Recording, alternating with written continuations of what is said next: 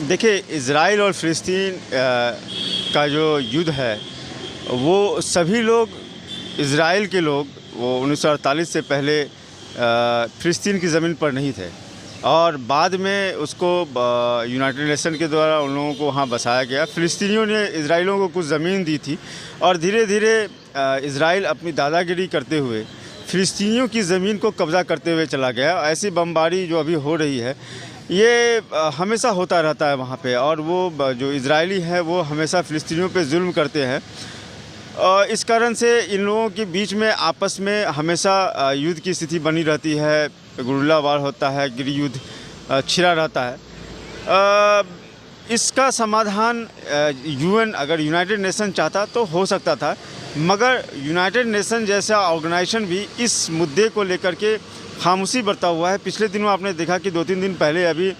Israel ने एक अस्पताल पे बम गिराया, जिसमें 500 से ज़्यादा लोग मारे गए, निर्दोष लोग मारे गए। देखिए, जब भी युद्ध होता है उसमें आम नागरिकों का कोई भी दोष नहीं होता है। उसमें जो लड़ाके लड़ रहे होते हैं, जैसे हमास जैसा ऑर्गेनाइजेशन जो लड़ रहा है, आप उसको क्षति पहुंचाइए, मगर आप जो निर्दोष बच्चे हैं, निर्दोष औरतें हैं, निर्दोष लोग हैं जो अस्पतालों के अंदर जख्मी हालत में पड़े हुए हैं, उन पे अगर आप बमबारी करेंगे तो इस पर भी यूनाइटेड नेशन कुछ भी स्टैंड नहीं लेगा, कुछ भी नहीं बोलेगा। तो मेरे ख्याल से ये बहुत बुरा हो रहा है, जो कुछ हो रहा है गलत हो रहा है, और इसका जो परिणाम है बहुत दूरगामी परिणाम होगा, क्योंकि जो गल्फ़ कंट्री के, खाड़ी के देशों के जो देश हैं, जो मुस्लिम देश हैं ख़ास करके, जिसमें ईरान को ले लें, कुवैत को ले लें, लेबनान को ले लें, या अरबियन कंट्री जो भी हैं, वो लोगों में काफ़ी रोष है और धीरे धीरे एक प्रकार की गोलबंदी हो रही है। और इस गोलबंदी से इसकी आशंका, बहुत हद तक इसकी आशंका है कि फिर से कोई तीसरा विश्व युद्ध न खड़ा हो जाए,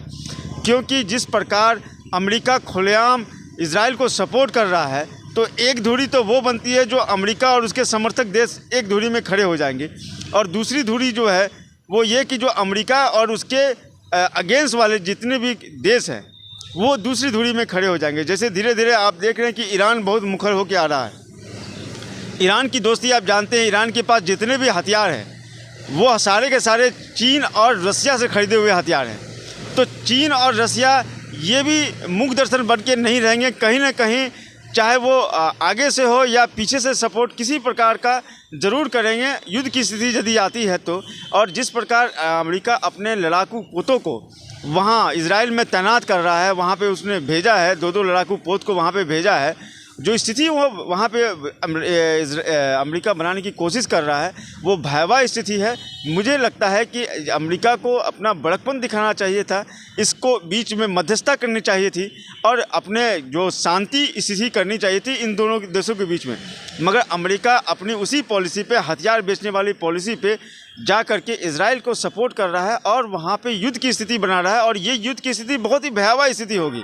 जिसका आकलन आप देखिए धीरे धीरे आपको अंतर्राष्ट्रीय बाज़ारों में और सारी चीज़ों में इसका जो प्रभाव पड़ेगा, यहाँ तक कि भारत में प्रभाव पड़ेगा। क्योंकि जैसे ही खाड़ी देशों के जो मुल्क हैं वो जैसे ही इस डायरेक्टली और इनडायरेक्टली जैसे ही कूदेंगे इस युद्ध में, वैसे ही तेल पे प्रभाव पड़ेगा, और दूसरी वस्तुएं जो है